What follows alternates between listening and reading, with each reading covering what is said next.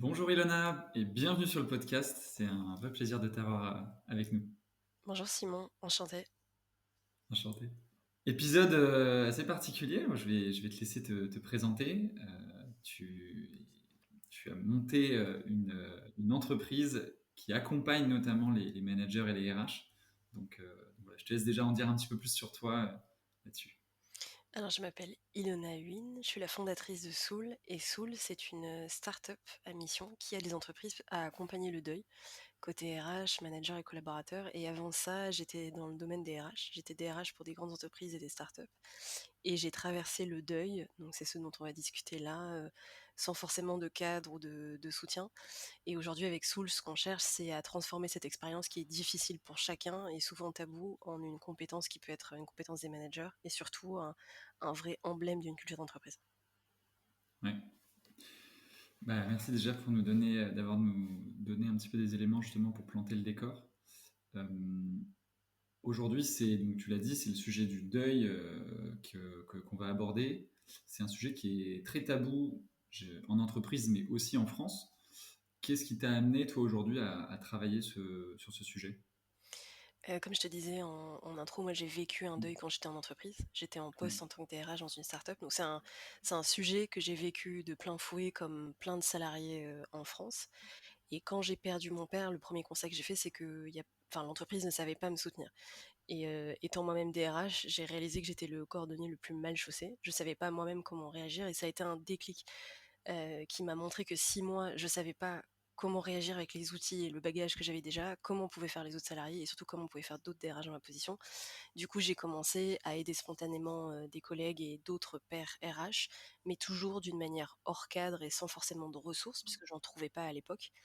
Et avec Soul, j'ai voulu du coup combler cette faille, tu vois, sur le fait qu'aucune entreprise soit vraiment équipée pour gérer un deuil. Et surtout créer des actions automatiques avec des repères clairs et des outils techniques Ouais. pour que plus personne ait à traverser et le moment seul et à improviser face à une situation aussi difficile. Ouais.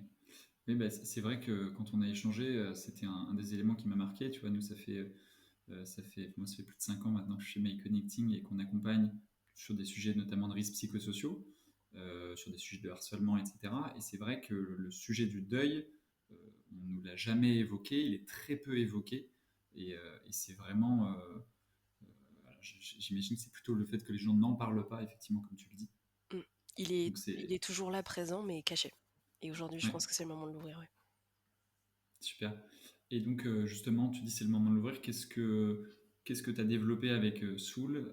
Alors, je sais que c'est plus que toi maintenant, c'est même, tu as une équipe qui travaille avec toi. Qu'est-ce que vous avez mis en place? Qu'est-ce que vous avez développé autour de ce sujet? On a surtout développé un cadre et de la méthode. Aujourd'hui, Soul, c'est d'abord un outil technologique, donc le cœur technologique de ce qu'on a développé et mis à disposition des entreprises comme Avantage Salarié. C'est une plateforme où on peut gérer tous les éléments administratifs, toutes les démarches administratives qui sont consécutives à un décès. Et autour de ça, on a créé une galaxie de services qui nous permettent en fait d'accompagner les entreprises autour du thème du deuil et sur toutes les facettes du deuil que l'on peut rencontrer en entreprise. Donc l'objectif, c'est de pouvoir à la fois proposer des solutions de prévention, que ça soit de la formation, des conférences, de la Mm. sensibilisation et de la mise à disposition de ressources. Ça, c'est le premier thème des services. Le deuxième thème des services, c'est surtout un accompagnement opérationnel. Quand on est une entreprise, on ne sait pas forcément par quel bout prendre le sujet du deuil, et du coup, nous, on aide la mise en place d'une première politique de deuil, de la création des mesures, de la mise en conformité avec les valeurs de l'entreprise, jusqu'à son installation très concrète dans les process RH. Et enfin, dans les services qu'on a pu développer pour les entreprises, il y a un soutien humain. Il y a une communauté, il y a des groupes de parole, il y a surtout des dispositifs d'urgence et des sessions collectives en entreprise qui sont organisées dans des situations qui sont complexes face au deuil. Et aujourd'hui, tu vois, tu me demandes ce qu'on a créé. En fait, c'est plutôt l'alliance entre de l'empathie et de la structuration autour de la méthode. Parce qu'en fait, accompagner le deuil, c'est une méthode. On ne se contente pas simplement de sensibiliser, on met en place des procédures qui sont concrètes et qui rendent les entreprises autonomes. Ouais. Oui, oui, ben, et je comprends bien la complémentarité. J'imagine que alors les formations, les conférences en amont, il y a vraiment une phase de prévention qui est possible, mais que dans tous les cas, quelle que soit justement les formations qu'on a pu suivre aussi, ça permet de préparer, mais la gestion en tant que telle doit être très rude, et c'est là-dessus finalement, c'est votre outil qui prend le relais à ce moment-là. Ouais, c'est ça. En fait, on vient prendre la main de l'entreprise dans un moment, qui est le plus particulier possible. Parce qu'au final, de tous les événements qu'on pourra vivre dans une vie, je pense que le deuil à traverser, c'est l'élément le plus fort. Et d'ailleurs, il y a eu des cas, assez particuliers en France, tu vois? La mort de Philippe de Margerie, le PDG de Total. Tu vois, en fait, c'est des moments qui marquent parce qu'en fait, la mort, on considère qu'elle a pas à s'inviter sur le lieu du travail. Pour autant, Ouais. elle en fait partie, même si elle est cachée et qu'on n'en parle pas, en fait, elle est là tous les jours. Et notre objectif aussi, en tant qu'entreprise, c'est de faire prendre en compte aux autres entreprises le fait que le deuil fait partie de leur vie du quotidien. Ouais. C'est quoi aujourd'hui les erreurs, tu vois, tu le disais, de par toi, ton expérience quand tu étais DRH, mais c'est quoi les erreurs les plus fréquentes que tu peux observer dans la gestion des deuils, justement, de la part des Mmh. entreprises? Ce que je constate le plus souvent, et il faut aussi saluer cet effort-là, c'est que les managers et les entreprises ont envie de bien faire. Mais elles finissent par éviter le sujet parce qu'elles se sentent mal à l'aise face à lui, et surtout elles ont peur de mal faire. Donc il y a certaines personnes qui pensent que ne pas en parler, ça protège la personne, surtout ça laisse, l'émotionnel, la part du privé en dehors de l'entreprise, alors qu'en réalité ça isole énormément les salariés. Il y a d'autres managers qui laissent aussi les salariés se replonger dans le travail. Et d'ailleurs, c'est une phrase que j'entends souvent, tu vois, en entreprise, c'est de dire, en fait, cette personne a envie de retourner au travail parce que peut-être que ça va lui changer les idées. Mais faire ça, en fait, ce n'est que décaler le moment où la crise, qui est liée au deuil va arriver. Et en tant que manager, une des erreurs fréquentes, c'est de laisser quelqu'un se replonger, comme une brute dans le travail, alors qu'au final, enfin, ça arrange l'entreprise, mais ça arrange pas du tout la situation du salarié. Il y a d'autres choses qu'on peut Ouais. entendre aussi assez fréquemment, c'est des phrases qui sont peut-être de l'ordre du réflexe, qui sont censées être, enfin qui sont perçues comme empathiques par le manager, mais pas forcément par les salariés. Des choses du type, «Sois fort, tu vas t'en remettre», «On Mmh. sait que tu vas y arriver», «Ça va finir par passer», «Le temps guérit tout», enfin tu vois tout ce genre de phrases qu'on a pu dire ou qu'on s'entend dire. Et en fait, ça forme, un climat d'entreprise où en fait l'expression réelle de la peine n'est pas vraiment possible. Et en entreprise, on est habitué à parler de la performance, mais pas du tout, au fait d'accueillir la vulnérabilité, soit de sa performance, soit d'une situation individuelle. Donc c'est ça les principales erreurs que je rencontre. Ouais. Oui, et comme tu dis, c'est des phrases qui partent d'un bon sentiment, mais en fait qui viennent atténuer ou en tout cas cacher quelque chose. En tout cas, ça vient pas solutionner la situation. Non, et Ça surtout, vient pas. excuse-moi de te couper, en fait, j'entends là dans ta question, il y a la volonté de bien faire. Et en fait, de l'autre côté, face à ça, les salariés, en fait, vont garder un souvenir hyper fort du premier geste, de la première parole, de la première consolation qu'ils ont reçue en entreprise. Et c'est souvent dans ce moment-là que se crée, tu vois, une espèce de rupture temporelle entre le salarié qui, dans sa tête, se dit, en fait, après avoir vécu ça, c'est sûr que je vais finir par partir, et des managers qui se disent, bah, en fait, j'ai laissé la situation de côté parce que je me sentais mal à l'aise et au final, j'ai l'impression que de n'avoir rien dit, ça a solutionné les choses, alors qu'en fait, pas du tout. Ouais. Ouais, et ça vient vraiment nous chercher en tant qu'humain, en tant que manager, tout ça, ça vient nous chercher aussi sur des sujets sur lesquels on n'est pas forcément à l'aise. Euh, c'est quoi pour toi justement ce serait quoi un manager tout terrain dans un contexte comme celui-ci? Pour moi, un manager tout-terrain, c'est un manager qui est capable, d'agir, même quand il a pas les mots, même quand il a pas la solution. On y est très confronté en entreprise, tu vois? On sait prendre n'importe quel problème opérationnel et finir par trouver une solution. Mais pour moi, un manager terrain qui, dans une situation difficile de deuil ou même, d'une difficulté personnelle que peut traverser quelqu'un de son équipe, c'est quelqu'un qui a pas toutes les bonnes réponses, mais qui ose rester présent même quand c'est flou. Et ce manager terrain, un peu idéal qu'on se décrit, c'est quelqu'un qui sait écouter sans forcément vouloir réparer et qui sait soutenir sans envahir le salarié et qui pose un cadre clair qui sécurise surtout son équipe. Donc pour moi, c'est quelqu'un qui sait reconnaître ses propres limites, sa vulnérabilité et qui s'appuie sur les ressources, RH ou les ressources externes de partenaires comme Soul quand il sent que ça le dépasse et qu'il a besoin d'aide. Ouais. Oui, tout à fait.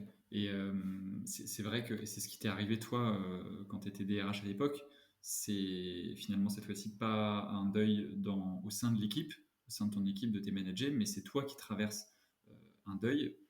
Euh, Comment, en tant que manager, quand on peut avoir cette tendance justement à vouloir rester fort et se dire je veux pas impacter mes équipes, etc., quand nous, on vit un deuil en tant que manager, comment on peut demander du soutien? Euh, Le cas du deuil des managers, il est difficile à gérer parce que c'est le manager ou la manager lui-même qui se met la pression de se dire je dois tenir pour mon équipe. Mais pour autant, c'est pas un problème plus complexe. Ça reste un deuil parce qu'il est universel, parce qu'on traverse tous les mêmes phases et parce que le manager lui-même reste un salarié avec les mêmes besoins, les mêmes attentes Mhm. de pouvoir parler. Donc, en fait, vouloir se dire je vais tenir pour mon équipe, c'est intenable dans le sens où on a déjà beaucoup de choses à gérer, on a des gens à encadrer, et en plus, on essaye de cacher une vulnérabilité qui finit par ressortir à un moment ou à un autre. Et c'est là qu'il y a une politique, que avoir une politique RH claire, en fait, ça donne aussi le même cadre pour les managers. C'est prévoir des relais du manager pendant un temps donné, c'est aussi aménager son temps de travail, c'est aménager le cadre de son télétravail, ou alors avoir un soutien externe. Et au final, ce qu'il faut se dire pour les organisations, c'est qu'un manager, ça reste un salarié et il va avoir les mêmes besoins face au deuil qu'un salarié qu'on voudrait accompagner. Donc, je pense que pour un manager, pouvoir reconnaître que demander de l'aide, c'est pas forcément un aveu de faiblesse, mais c'est une compétence de leadership, c'est un vrai plus dans le cadre d'une situation où on fait face au deuil. Oui.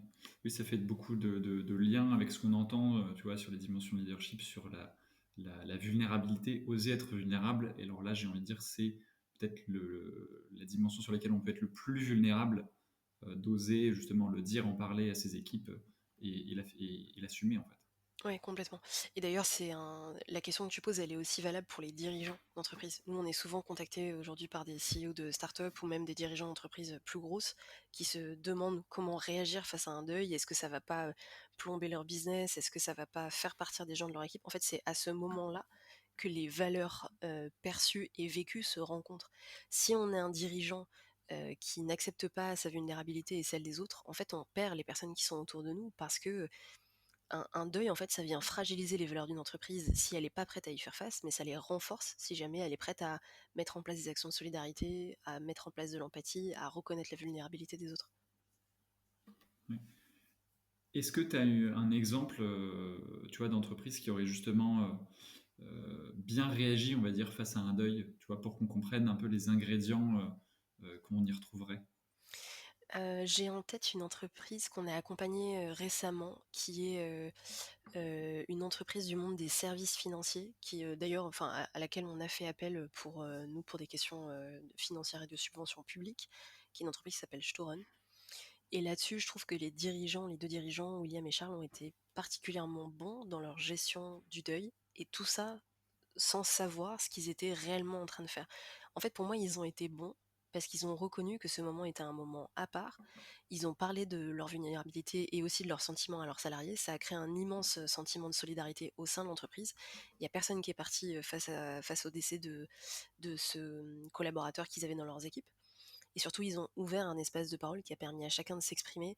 C'était un moment qui était très fort et qu'on a pu capter dans un autre podcast.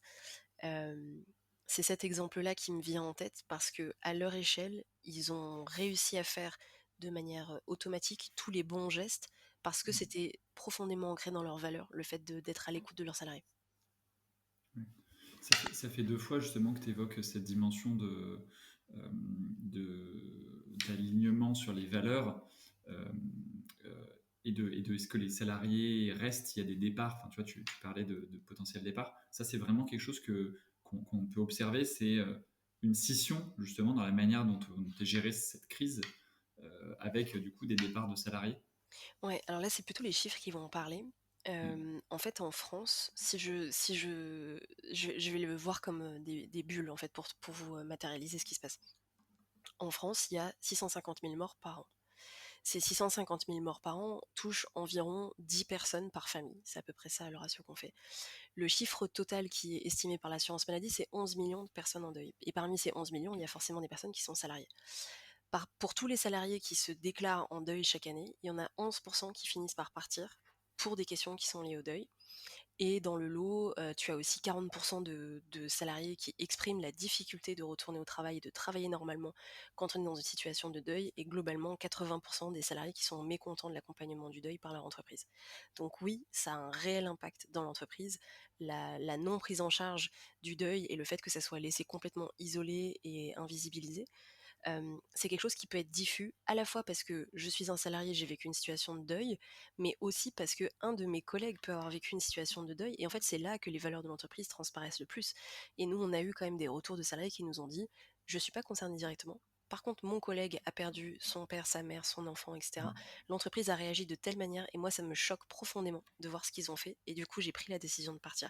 Donc, c'est en fait un problème qui a répercussion dans l'entreprise et qui crée du désengagement. Oui, je comprends très bien.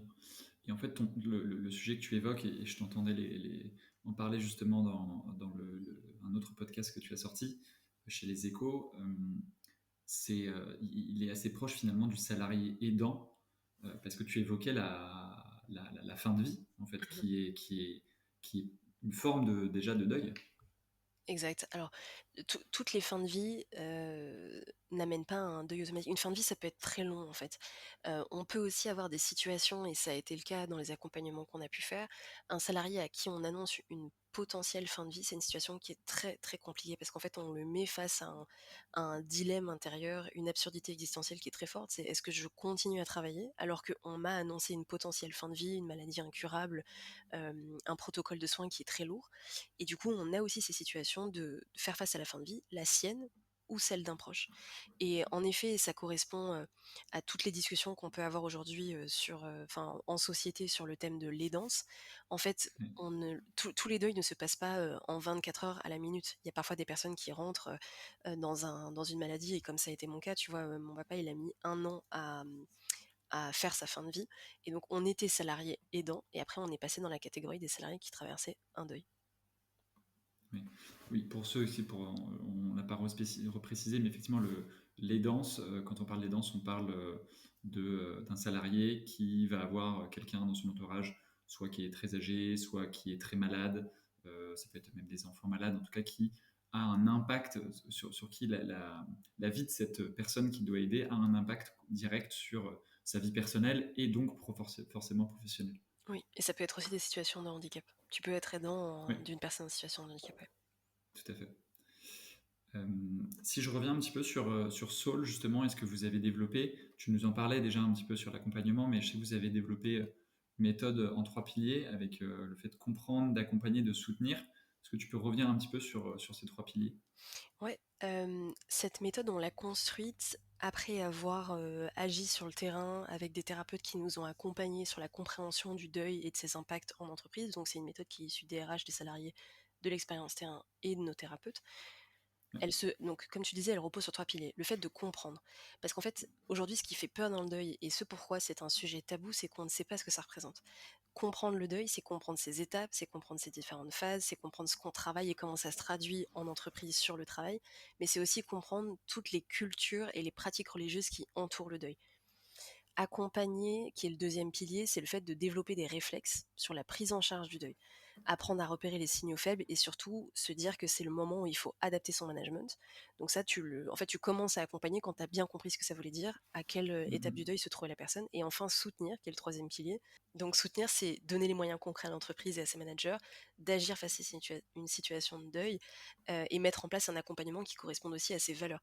On n'accompagne pas des salariés qui bossent dans l'industrie ou dans des secteurs très spécialisés comme on accompagnerait des salariés qui sont sous Syntec et qui travaillent dans le monde de la tech. C'est des domaines complètement différents.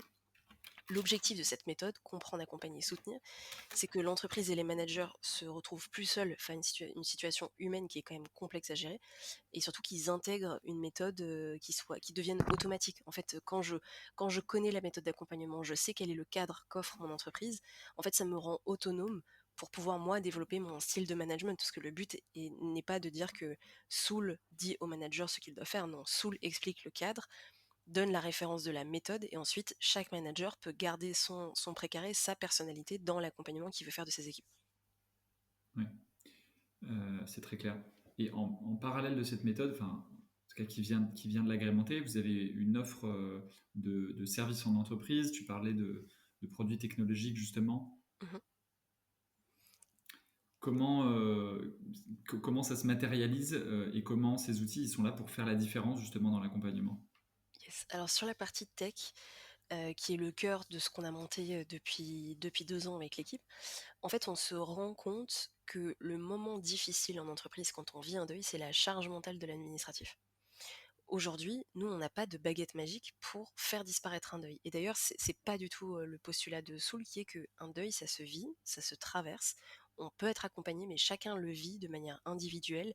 Et nous, on ne vient pas résoudre ces étapes. On vient en fait apporter des réponses, un cadre qui permet d'alléger ce moment qui est difficile. Sur la partie technologique, par contre, ce qu'on est très capable de faire, c'est de réduire la charge mentale. Ce qui est difficile pour les familles face à un deuil, c'est de savoir ce que je dois faire. Est-ce que je suis arrivée au bout des démarches? Est-ce que j'ai tout bien fait? Et surtout, est-ce que en fait, j'ai besoin d'informations supplémentaires pour réaliser mes démarches administratives?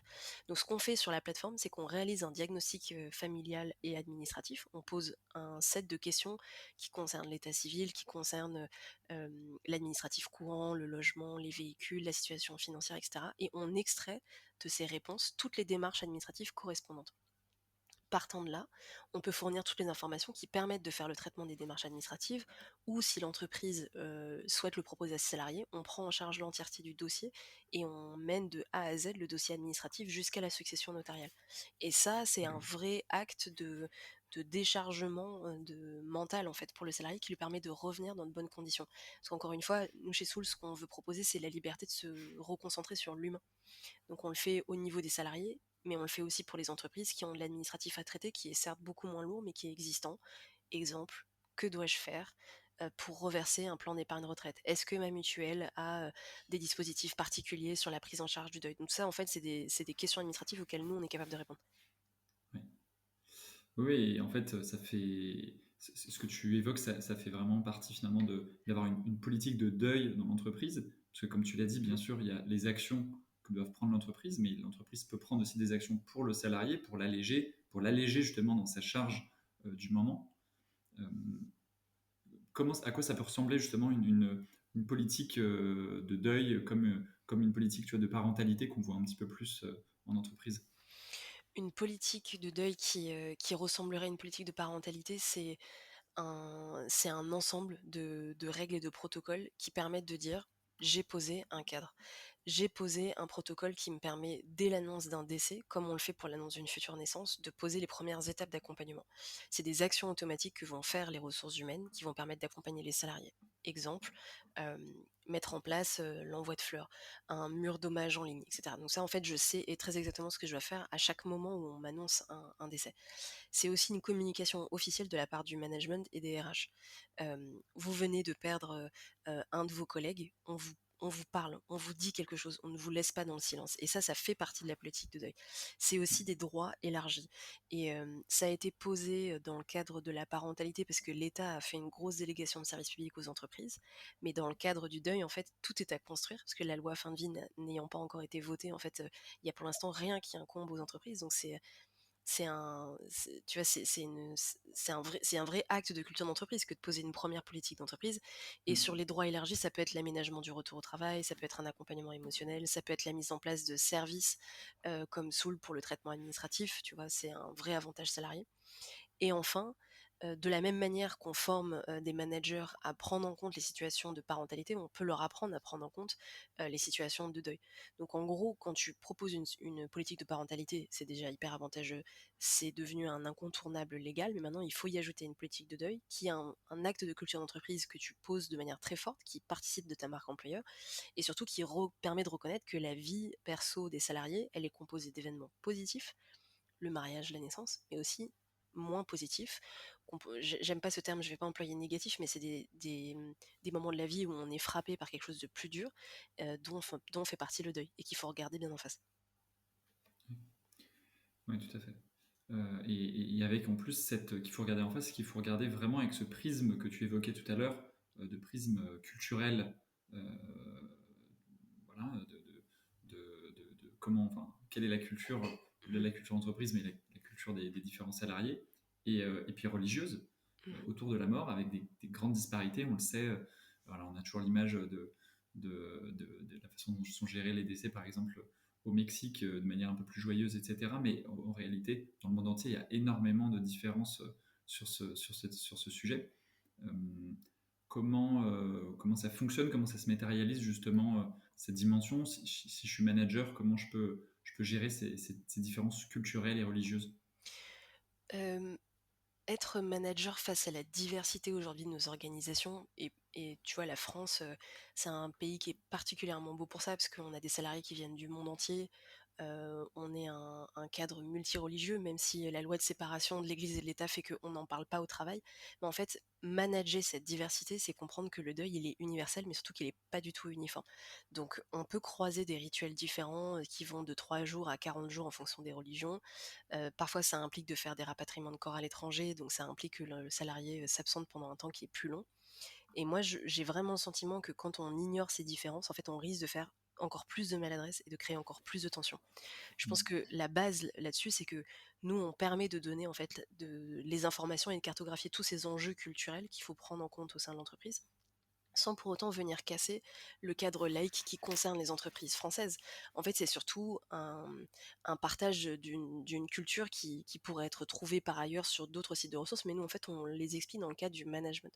Pourquoi est-ce qu'un salarié a besoin de s'absenter 40 jours? Pourquoi dans certaines familles, on enterre en 24 ou 48 heures? Parce qu'en fait, c'est la culture religieuse qui le veut, et il faut aussi prendre en compte ces éléments-là, et ne pas partir du principe que comme le Code du travail impose 3 jours, en fait, on va pouvoir faire son deuil en 3 jours. C'est comprendre cette diversité culturelle-là. Si tu avais un message à adresser justement aux managers, voilà, si je suis manager d'équipe aujourd'hui, je suis confronté à un deuil au sein de mon équipe, quel message tu as envie de leur adresser, quel conseil tu as envie de leur donner? J'aurais envie de leur dire, ne fuyez pas et soyez présents. Ne fuis pas et sois présent. Parce que, en fait, on est tous mal à l'aise face au sujet du deuil. Ça nous confronte à la mort de manière très frontale. Ça nous met dans une position face à l'absurdité existentielle qui peut créer énormément de malaise. Donc peut-être que vous n'aurez pas les bons mots, mais la simple présence suffit. Et dire simplement à quelqu'un de son équipe, je sais pas quoi dire, ça me met mal à l'aise, mais j'ai envie d'être là pour toi et je suis là pour toi, c'est déjà un premier acte de présence managériale qui est hyper fort. Et c'est un geste qui est très humain et dont les équipes vont se souvenir, ça c'est sûr.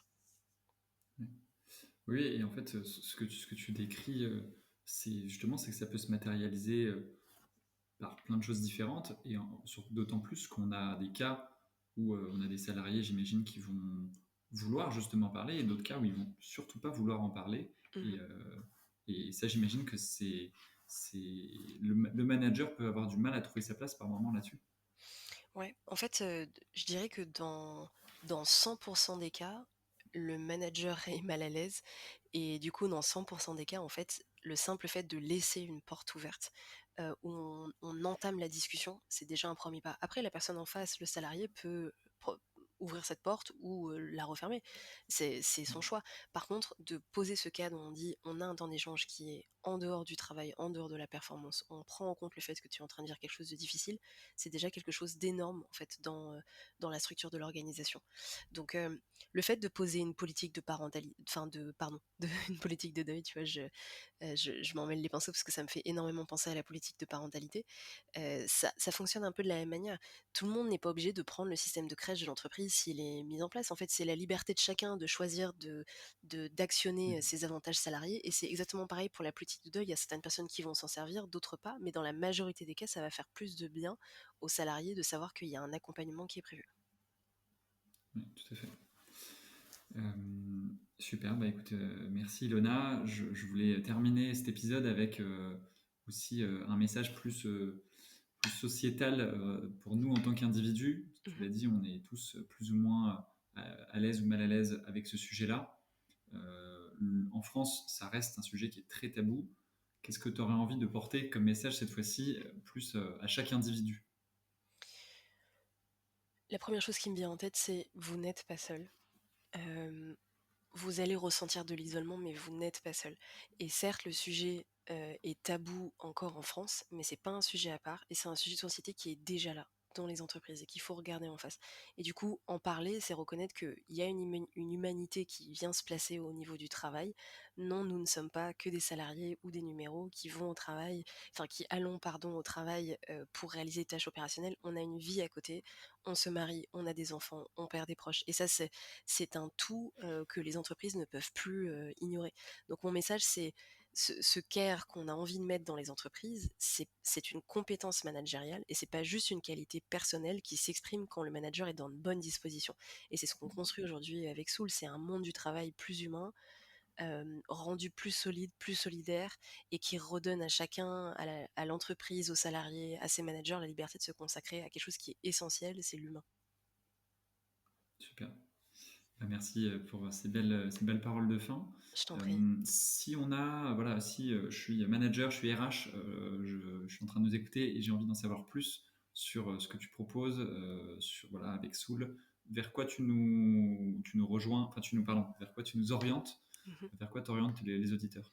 Alors, j'oriente tout le monde, bon, forcément sur le site internet www.soul.me.